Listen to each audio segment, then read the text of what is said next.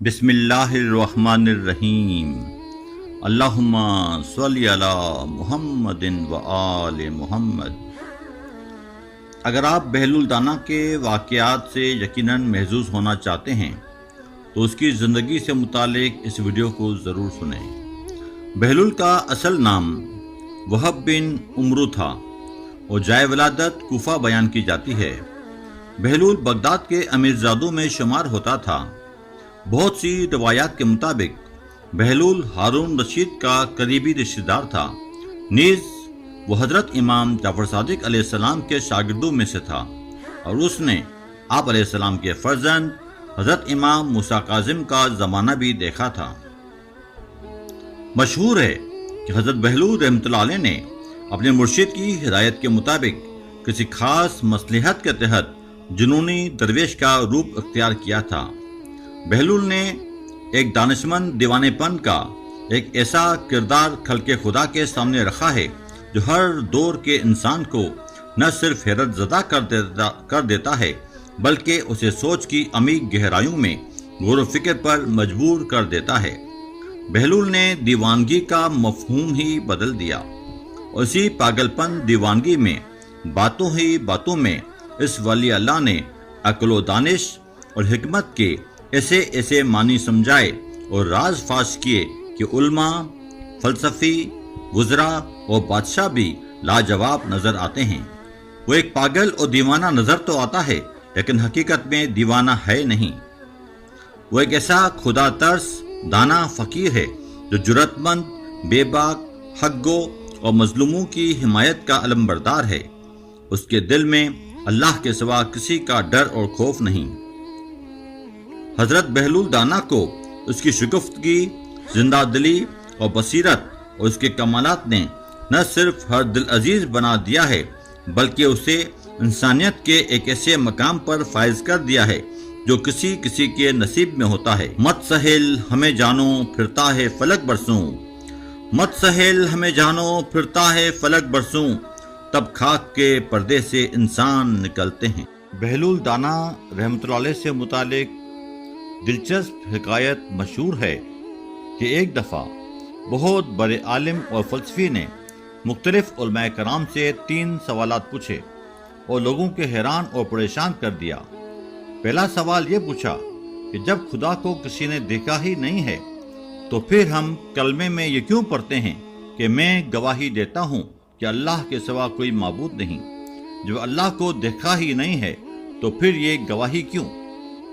دوسرا سوال فلسفی نے یہ پوچھ کر سب کو لاجواب کر دیا تھا کہ ہم کہتے ہیں کہ جو کرتا ہے اللہ کرتا ہے، تو پھر کسی گناہ کے سرزد ہونے پر ہم کو کیوں مجرم ٹھہرایا جاتا ہے جبکہ کرنے والا خدا ہے؟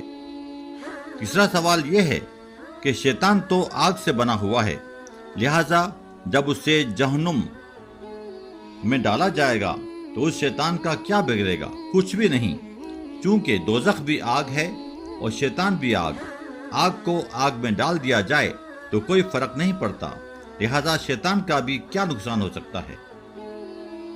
جب علماء کرام نے ان سوالوں کے جوابات دینے سے معذرت کی تو وہ عالم اور فلسفی غرور اور گمنڈ کرنے لگا کہ اس جیسا کوئی بھی عالم اور فلسفی نہیں ہے۔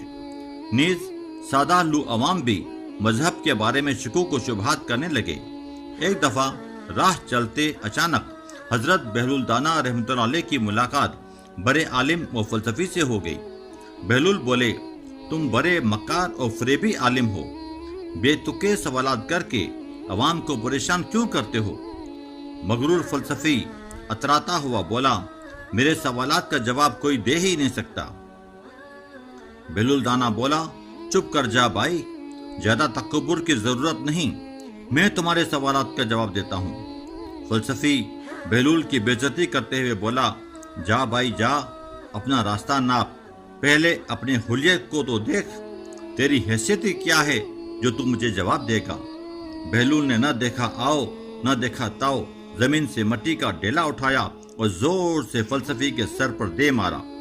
فلسفی درد اور تکلیف سے سر پکڑ کر بیٹھ گیا اور بولا، پکڑو پکڑو اس دیوانوں کو پکڑو، یہ کہیں بھاگنے نہ پائے۔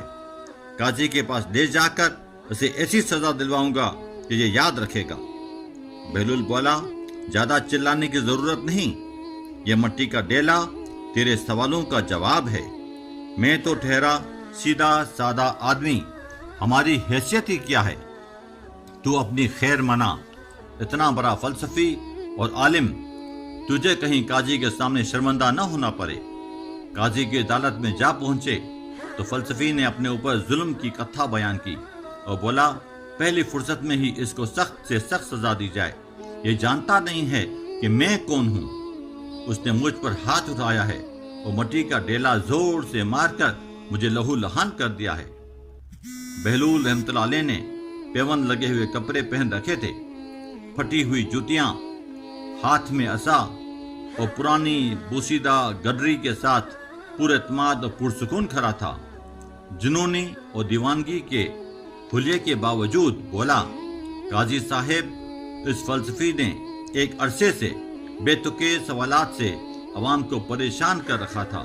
میں نے مٹی کا ڈیلا مار کر اس کو تینوں سوالوں کا جواب دے دیا ہے۔ عدالت میں سناٹا چھا گیا اور سب حیران کہ مٹی کا ڈیلا مارنے میں کیا منطق ہے۔ قاضی نے بہلول کو حکم دیا کہ تفصیل سے بیان کرو۔